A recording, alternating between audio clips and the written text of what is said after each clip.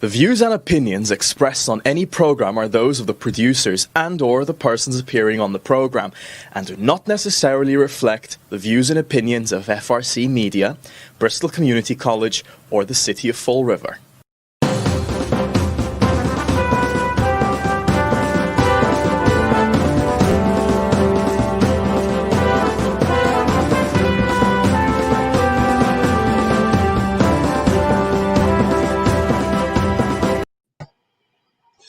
Well, hello. Welcome to Spindle City Straight Talk. I'm Chip. And I'm CJ. And it is Monday in the Riv. And Commander COVID is in the wings. Okay, total cases for Massachusetts as of yesterday is 118,483 with 174 new cases. Total deaths is 8,816 with a total of 13 new deaths. Bristol County had 9,108 cases. Fall River, as of Friday, had 1,907 confirmed cases, up 11 from Thursday. And we're still at 121 deaths. So we had a couple of high growths of new cases in Fall River last week. I'm hoping that's not going to become the trend. Yeah, well, I mean, again, if we continue to have gatherings and without the appropriate precautions, we will. I mean, that's just it's a fact. I mean, the thing is, I disagree with this gathering stuff. I mean, you can gather, but as long as you social distance and wear a mask, I mean, you'll need a little bit more room to gather, but you can gather if you take precautions. But that's the problem. When they gather, there are no precautions. That's always the issue. I mean, just look at what happened at Providence College. They had to suspend 12 students, I guess it was, because they violated it's a code of conduct violation. They violated the partying rule, and they congregated and didn't take proper COVID restrictions into mind. So, I mean, at least we see that the colleges and the universities, which are mainstays of, parties, are taking this very seriously. Yeah, what a surprise. College students partying, I mean, people who go to college and even admit before they go, they're not there for the education. They're there just to go to party, and go to the games. And so there's no games, really. Not many games that you can attend. So now that leaves just one other option, right? Party. That's it. So it's Monday in the Riv, and we are facing the big 11th hour crisis budget meeting again. We don't always face this. Yeah, and here we go to talk about. I am at the end of the show. I will be sending every city councilor a cover letter to reiterate what I sent them in June, a pre-budget packet, to point out to them that this entire process has been one giant, heaping, stinky pile of BS from the get-go. All it is manipulations of figures by the Wizard of Oz, not Oz. 8% when it's 5.7%, 17% came running around the room. I had one counselor ask me what that 17% was, and I said, frankly, I don't have any idea. I mean, nobody ever got that figure. I mean, we got an 8%, we got 45 million rather than 40 or 42, but we know how that happened. The 8% was because Mary Sahani failed to include the rebates, which have to be included for a picture of what we're going to pay. And then the 45 million is because she added dental, life insurance, and associated costs like Gallagher and consultants and stuff, which you can't do. I don't know how many times I've tried to explain this, CJ. Maybe you can tell me if this is really difficult to understand. When we're looking at that figure, We're looking at what it costs to pay the contractually obligated 75% of the healthcare premium. Not about the cost of Gallagher, not about life insurance, not about dental insurance. And it's a pretty simple thing. What happens is Blue Cross and Blue Shield goes back to last year and they look at how much money we spent. That's called our experience. It's the utilization of the plan and our experience, how much we spent. And then they take their actuaries who are experts at this, and I know you're in the healthcare field and you understand this. But then what they do is they look at what the trends are for healthcare delivery in the area that they're insuring. And then they add that. And they add a little cushion. And here's your premium. It's not that high. It's got nothing to do with Gallagher and your dental insurance and every other thing. But that's the way Mary Sahadi adds to the number so she can have money to play around. So she's saying that the fact that they've decided to hire a consultant, which, by the way, has saved us millions of dollars, and it's in my letter, that this all is part of that. It's not. It's not part of that. The healthcare premium 75% is only what we pay, and it should be 3 times more than what we pay because we pay life insurance separately. We pay dental insurance separately. We pay our portion for the consultants separately. But Mary Sahadi threw apples, oranges, kumquats, papayas, and everything else into this to pad the bill and misrepresent numbers. And to me, that's malfeasance. That's the intentional misrepresentation of figures so you can do things like attack the employees' healthcare system to take more money away from us.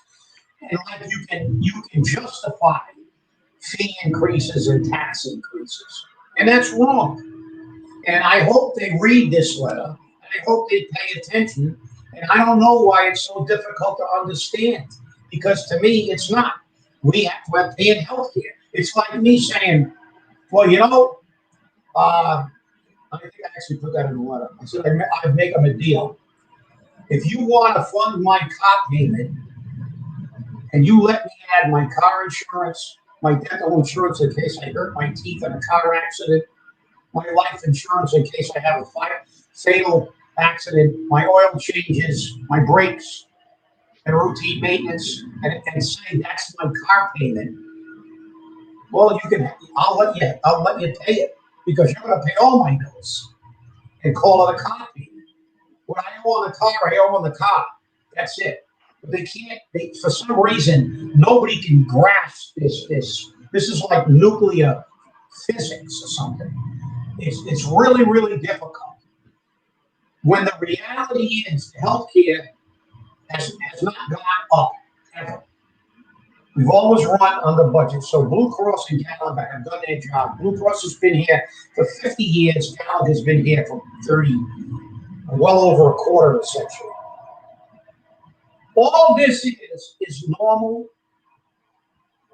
increases in budgets like you and I have. If the gas company sends me a letter saying, now we're going to charge you next year X amount of dollar increase for somebody per cubic foot of gas, or your electric light company says, well, we're going to charge you X amount of dollars for your kilowatt hours, you run around your house yelling, oh my God, oh my God, there's a problem with the electricity. Yeah, there is. You got to pay more. I didn't see Mary Sahadi running around yelling, I can't believe it. I just got a $40,000 raise. How are we going to figure that out? Well, yeah, you're going to make sure the budget pays you. There's no catastrophic issue with healthcare.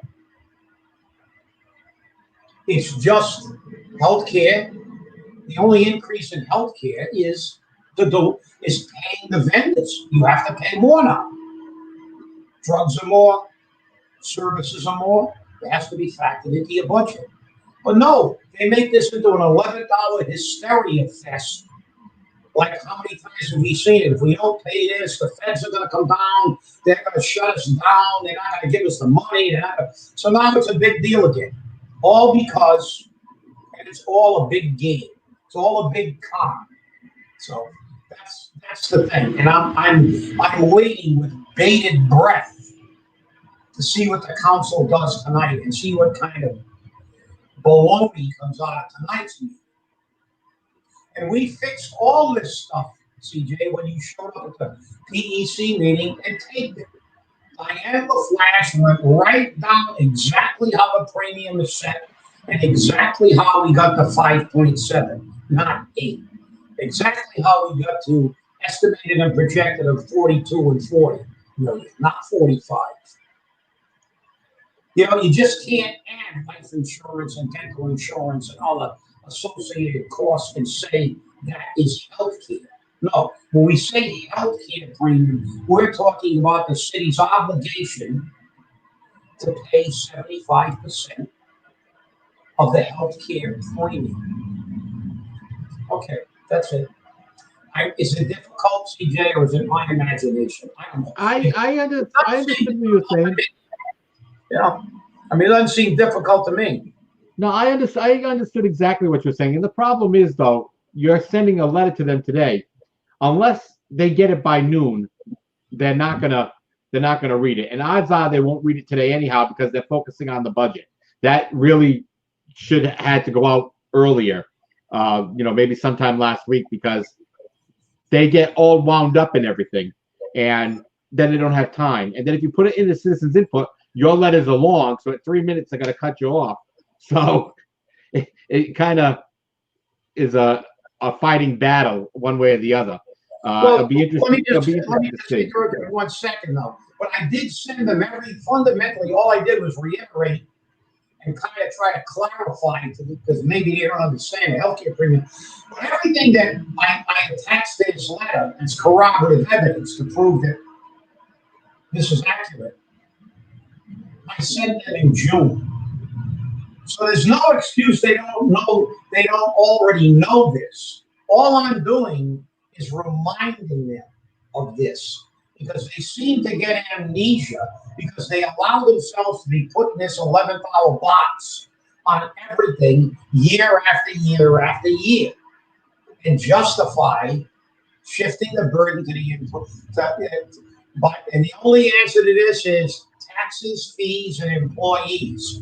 They increase taxes, increase fees, and try to take money out of the employees' healthcare system and retirement system. Well, I think part of it is also that they believe the numbers that Mary Sahada gives them. Now, accordingly, they're supposed to be taking $1 million out of the healthcare account for police and fire. And the school department decided they're going to move $1 million out of CARES Act money for transportation over to the city side so that they can put that into police and fire. But a clarification was made by one of the school committee members. We're going to transfer $1 million in CARES Act money to the city, and what they do with it is their business. Which made it very clear that they knew, or somebody knew, that it may not be legal to transfer the CARES Act money. And if you read the Weekend Flush, which I'm sure you did, a legal expert friend of mine who watched that video called me back and said, "Do you realize they're money laundering?" I said, "What?" He says, "That sounds just like money laundering."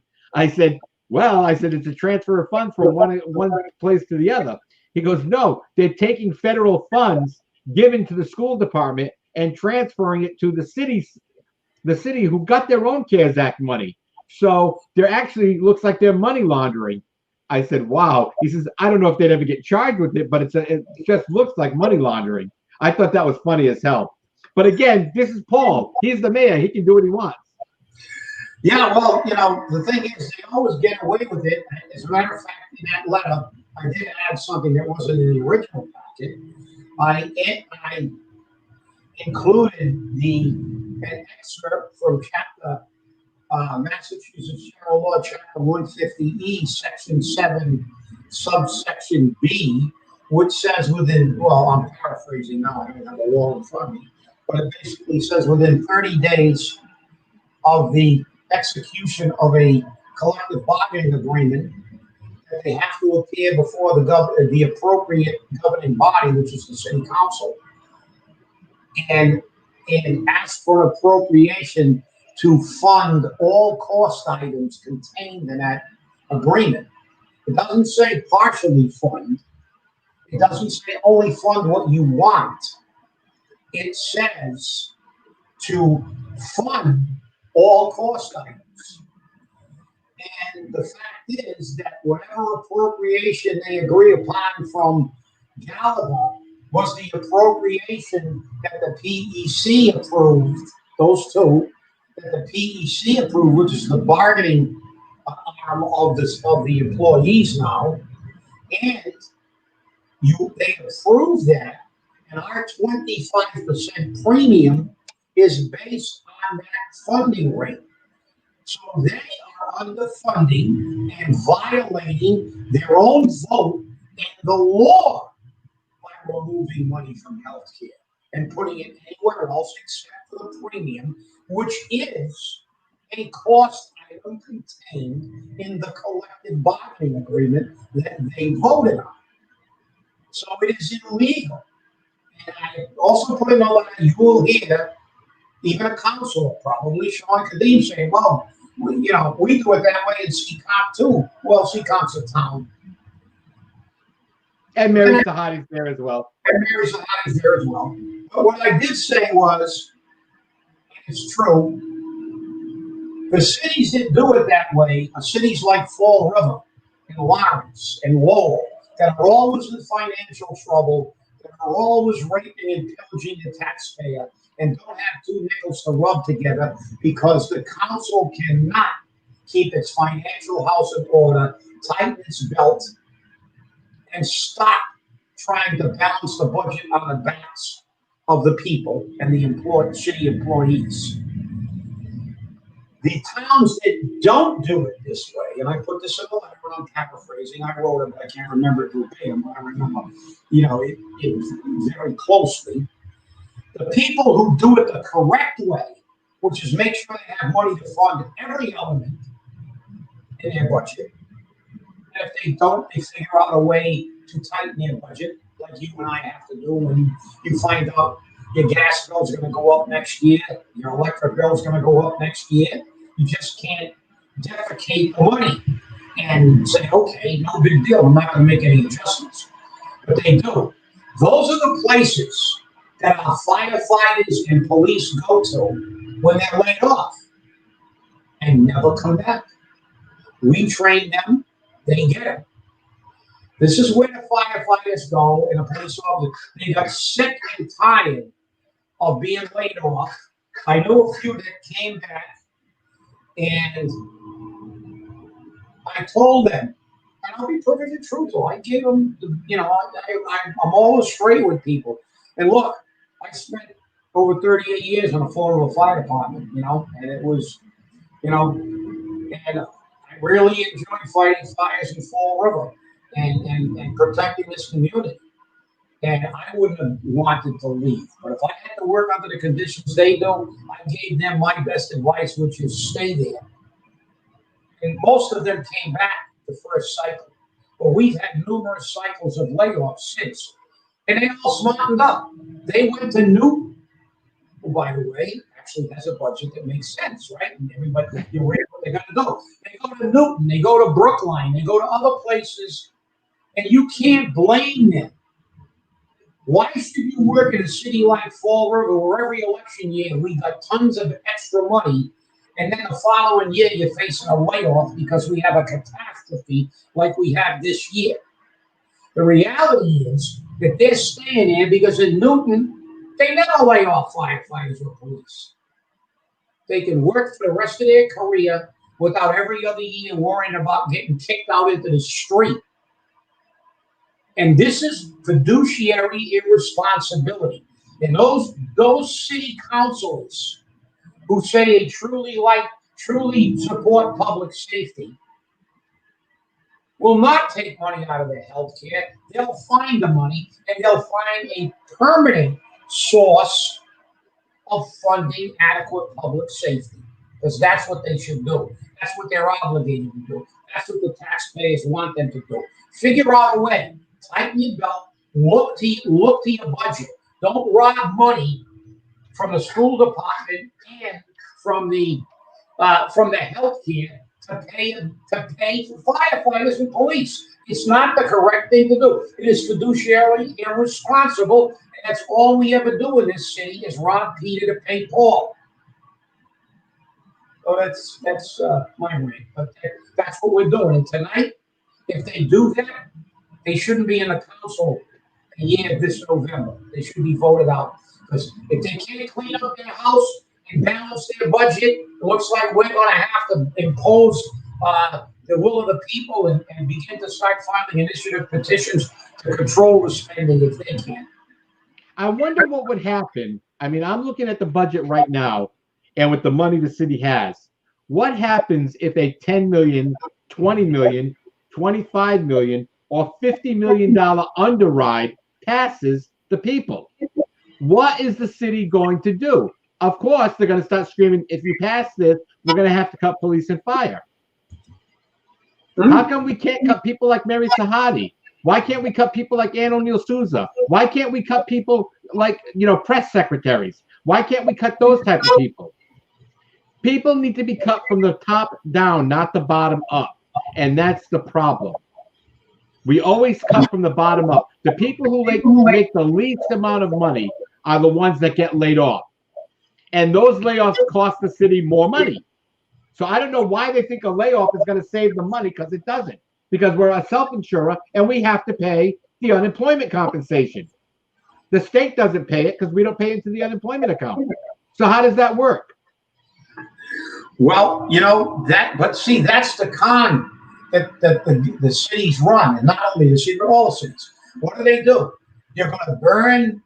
You're going to be mugged in the streets, although in some cities in this country with weak mayors, that is happening already. But the reality is, what's the threat? Always public safety first. Do you ever see the council get up and say, no? No. Mr. Mayor, then we're not going to let you lay off firefighters and police. We run the budget, and you get rid of, as you said, you get rid of your chief of staff. You get rid of your CFO. We didn't have them before. You get rid of your special assistant. You get rid of half the law department that farms out almost all of the real legal work. You get rid of all these things. But you're not going to touch the firefighters and police officers because they are the essential service in this community. And to be perfectly truthful, we have far more important people. The clerk that collects your taxes, the clerk that collects your excise tax. You mean Bay Coast Bank? Yeah, Bay Coast Bank. It should not be done, but that's okay. But these people are essential because they provide services. What this government has morphed into, especially in Fall River, is a giant octopus grabbing money from the people to subsidize their own political agendas. Because in reality, what is the government supposed to do? A government is supposed to provide you with essential services, not have all kinds of layers of political patronage jobs. They're supposed to make sure your city is clean, the trash is picked up, you educate your children, you're protected by public safety. Absent that, we should have a bare bones government.